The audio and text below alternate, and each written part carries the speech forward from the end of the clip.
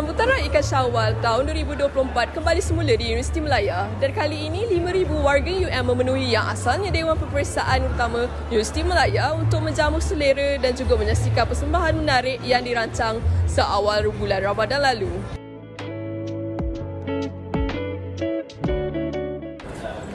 Mesej utama yang kita ingin sampaikan memandangkan itu adalah tarian pembukaan.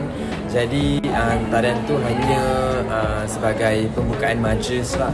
Memandangkan kita hanya diberi peluang untuk buat pembukaan, tapi dalam masa yang sama kita masih ingin memperkenalkan seni tradisi Melayu.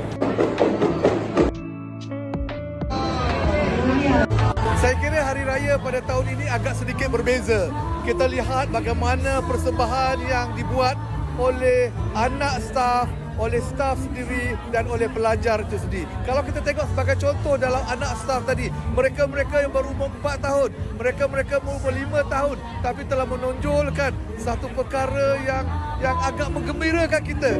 Dengan itu, sambutan Raya Ikan Syawal 2024 telah pun di penghujungnya. Tidak kira kaum, bangsa dan agama, kegembiraan yang dibawa oleh bulan Syawal dapat dirasai oleh semua pada hari ini. Itu saja oleh saya. Jumpa kembali di Raya Ikan Syawal 2025.